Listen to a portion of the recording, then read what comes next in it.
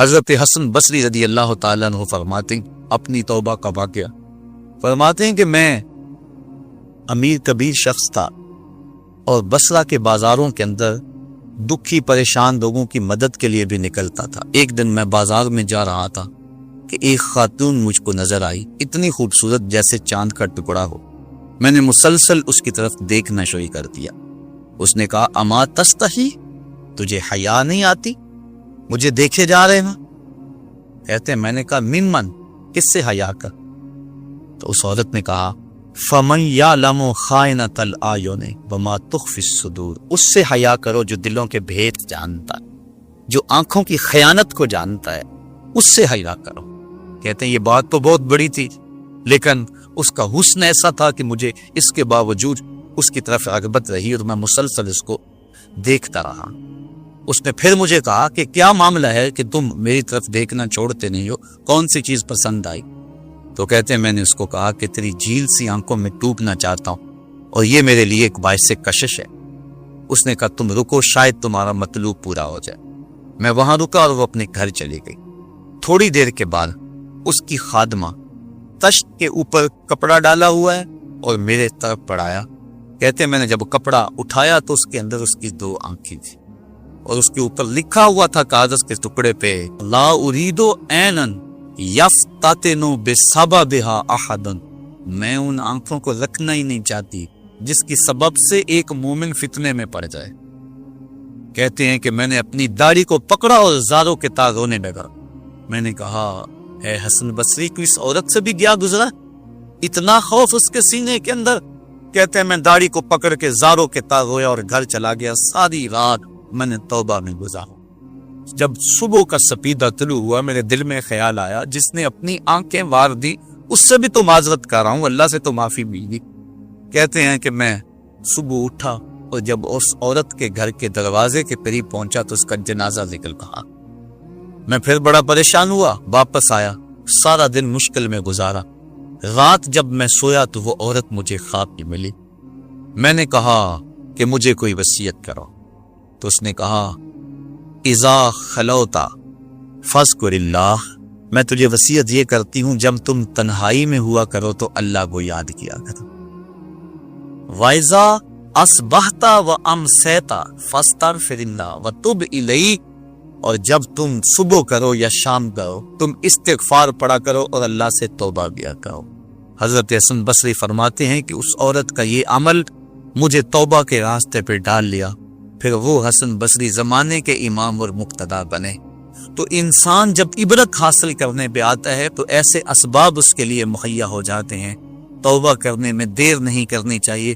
بعض بات بندہ سوچتا ہے کہ ابھی میرے بڑے کام پڑے ہوئے ہیں، جب میں بوڑھا ہوں گا میں ریٹائرمنٹ لے لوں، میں بچوں کی شادیاں کر لوں، بس پھر فراغت ہو جائے گی، بچے کاروبار سنبھال لیں گے، پھر میں ہوں گا، مسجد ہوگی۔ یہ ایسا بندہ کہہ رہا ہے جس کی ملک ایک سانس بھی نہیں ہے، جو ایک سانس کا بھی مختار نہیں ہے، اور ایسے بات کر رہا ہے جس کا سب کچھ اس کے قبضے میں ہو۔ تو توبہ کے اندر تاخیر نہیں کرنی چاہیے۔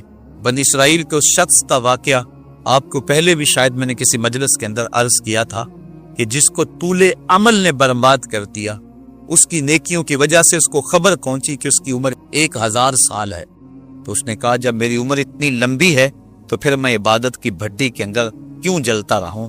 میں 900 سال گناہ کر لیتا ہوں اور 100 سال قبل توبہ کر لوں گا اور گناہوں کی معافی چاہوں گا۔ 900 سال گناہ کرتا رہا، 100 سال جب باقی رہا، خیال آیا، پھر سوچا ابھی بڑا وقت پڑا ہوا ہے، میں 90 سال مزید گناہ کر لیتا ہوں، 10 سال قبل میں جو ہے وہ توبہ کر لوں گا۔ 10 سال رہ گئے، پھر خیال آیا 9 سال گناہ کر لیتا ہوں، 1 سال قبل توبہ کر لوں۔ جب 1 سال رہ گیا پھر توبہ کی سوچ آئی تو کہنے لگا 12 ماہ ہوتے ہیں سال کے، میں 11 ماہ تک گناہ کر لیتا ہوں، 1 ماہ قبل توبہ کر لوں گا۔ پھر 1 ماہ بھی گزرا، ہفتے تک بات پہنچی، حتیٰ کہ 1 دن رہ گیا، اور پھر وہ کہتا تھا بھی فلاں فلاں گناہ میرا رہتا ہے وہ میں کروں۔ ایسی لت پڑ گئی تھی گناہ کہ بنی اسرائیل کا وہ شخص کہ جو اس انتظار میں تھا کہ بس یہ گناہ کروں اور یہ گناہ کروں پھر توبہ کر لوں گا، اچانک موت آئی اور موت نے اس کو دبوچ لیا اور وہ توبہ کے بغیر مر گیا۔ تو طول عمل، لمبی امید کہ ابھی وقت میرا بڑا پڑا ہوا ہے، پہلے تو پتہ ہی نہیں ہے کہ وقت موجود بھی ہے یا کہ نہیں، اگلی سانس آئے گی یا کہ نہیں، دوسری بات جو کیفیت اب ہے پتہ نہیں آگے ہو یا نہ ہو۔ شیطان کو جتنی مہلت دو گے، جتنی بیماری گھر کر جائے گی، اس قدر ہی اس کا ختم ہونا مشکل ہے۔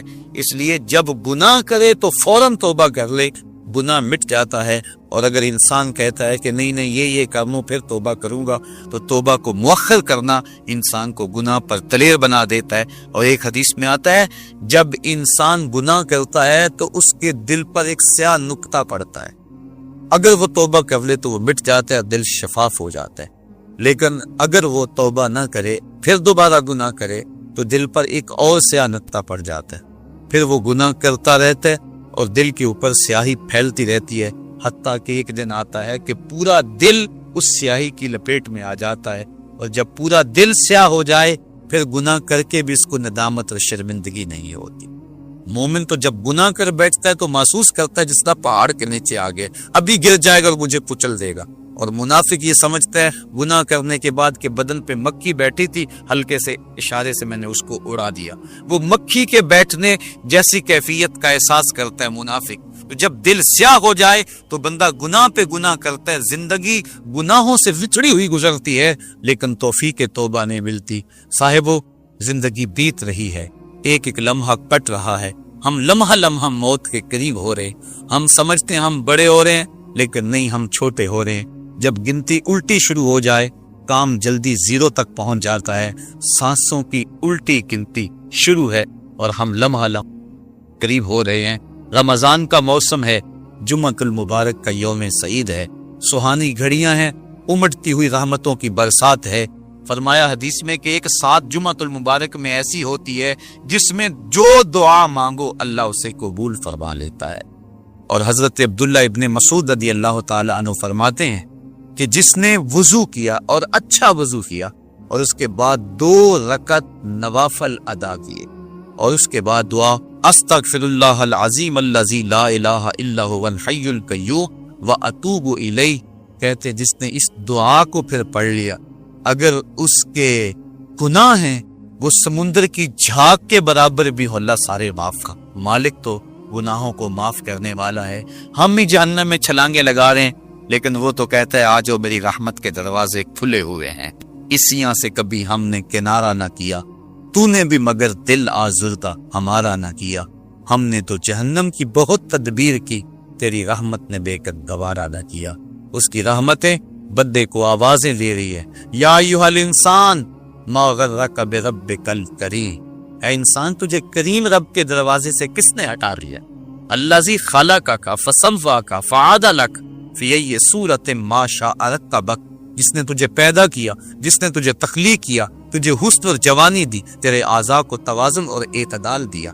ذرا دیکھ تو صحیح، ماضی کو جھانک کر کے تو دیکھ، تیرے ہاتھ تھے پکڑنے کا سلیقہ نہیں تھا، تیری ٹانگیں تھی چلنے کا طریقہ نہیں تھا، تیری زبان تھی بولنے کا اسلوب تجھے نہیں آتا تھا، تو دودھ بھی مانگنا ہوتا تو روتا تھا۔ ہم نے تیری ماں کے سینے میں تیرے لیے پیار ڈال دیا، اگر ماں کے سینے میں پیار نہ ڈالتے بتا تو بچ جا، تیری گندگی سے تھڑ جاتا تھا، ماں صاف کرتی تھی، اگر ماں کے سینے میں یہ پیار نہ ہوتا تجھے کیڑے پڑ جاتے۔ آج تیری چھاتی میں زور ہے، آج ہاتھیوں کو تو بٹھا لیتا ہے، آج شیروں کو تو نچا لیتا ہے، زمانہ تیرا باج گزار ہے، آج تو منسٹر ہے، آج تو مولوی ہے، آج تو مفتی ہے، آج تیرے نام کی دہائی ہے، آج تو عہدہ قضا پہ فائز المرام ہے، آج تو عہدہ صدارت پہ فائز المرام ہے، آج تو ناظم ہے، آج دولت کی ریل پل تیرے گھر میں ہے، آج تیری فوجیں تیرے پشت پہ ہیں، آج کوئی تجھے پوچھنے والا نہیں، لیکن ذرا پلٹ کے دیکھ کہ ماضی میں تو تھا کیا۔ اچھا پیچھے نہیں پلٹ کے دیکھنا تو ذرا آگے پلٹ کے دیکھ، پھر دوبارہ ہو کوئی حالت، ڈنڈے کو پکڑ پکڑ کے چلے گا، پھر ڈنڈا بھی جواب دے گا، چارپائی سے لگ گیا، فالج ہو گیا، گھر والوں نے 4 دن تو بڑی خدمت کی، آخر انہوں نے بھی کام پہ جانا، پھر بیویوں کے سپرد کر کے چلے گئے، کتنی دیر خدمت ہوگی؟ اب سارے تنگ آ گئے، آہستہ آہستہ منہ سے یہ دعائیں نکلنے لگی، اللہ بابے کو پردہ دے دے تو ٹھیک ہے، بتا ہم تجھے پردہ نہ دیتے تو کیا کرتا؟ ہم نے زندگی دی، یہ بھی ہمارا احسان، اب تو اس حالت میں ہے کہ تیرا دھر مارا گیا، چارپائی پہ لگ گیا، بولو براز اوپر، मुसीबत बन गई, घर वाले भी तंग, तुझे अंदर से निकाल कर बरामदे में रख दिया कि बाबा खांसता है, बच्चे डिस्टर्ब होते हैं, जरासीम फैलते हैं, अब तुझे बाहर रख दिया गया, तू अपने आप से तंग आ गया। डॉक्टर को कहता है लगा जहर का टीका, डॉक्टर जहर का टीका भी लगाए, बता तुझे मौत ना आए तो तू क्या करे।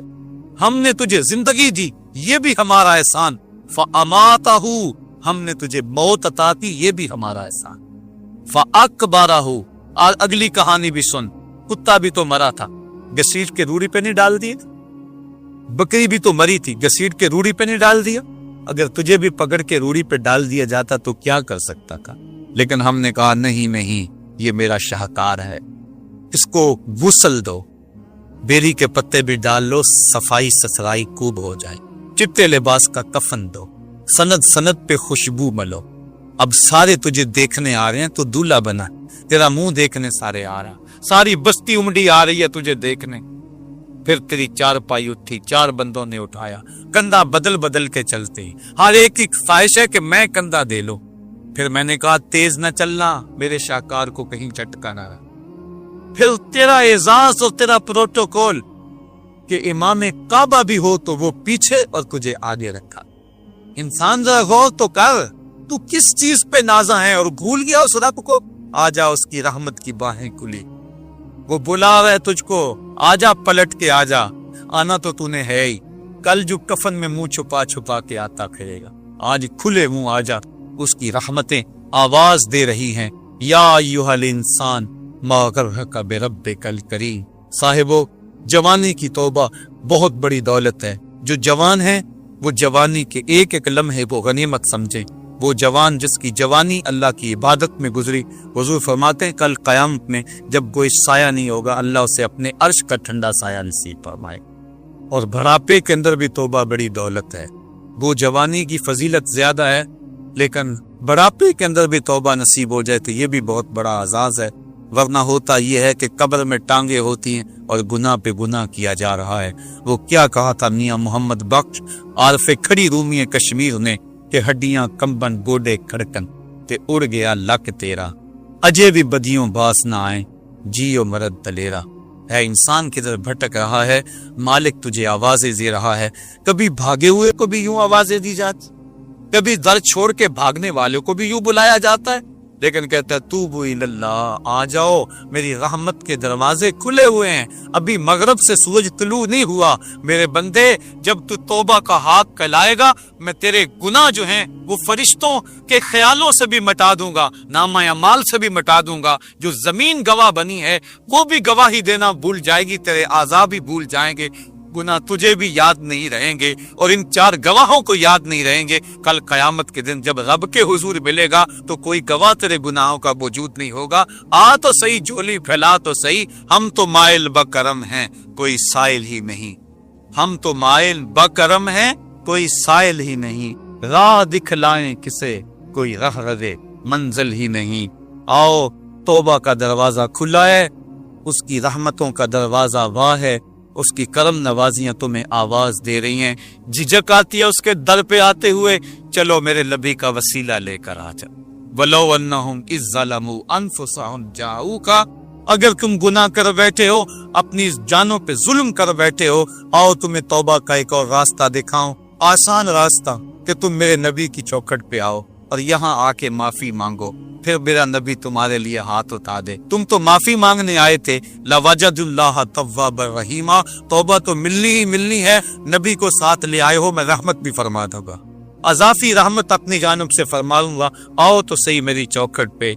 अल्लाह के महबूब की चौखट पे सहाबा आया करते थे और महबूब के जब हाथ उठते तो फिर दुआएं कबूल होती, तौबा के दरवाजे खुल जाते और अल्लाह की रहमतें बरसती। अबू लबाबा की तौबा का वाकया कुतुब हदीस के अंदर मौजूद है और दीगर सहाबा की तौबा के वाकयात मौजूद हैं। हुजूर के इंतकाल के बाद हुजूर की कब्र पे चले जाओ, इमाम आता भी कहते हैं कि मैं हुजूर के रोजे पे बैठा था, एक देहाती आया और हुजूर के रोजे पे खड़ा होकर कहने लगा, हुजूर मैं गुनाहों की बख्शिश के लिए आया हूँ और बगैर मगफरत के तो नहीं जाऊंगा। कहते हैं वो इस कदर फरियाद करता रहा, रोता रहा कि मुझे इसकी हालत पे तरस आ रहा था।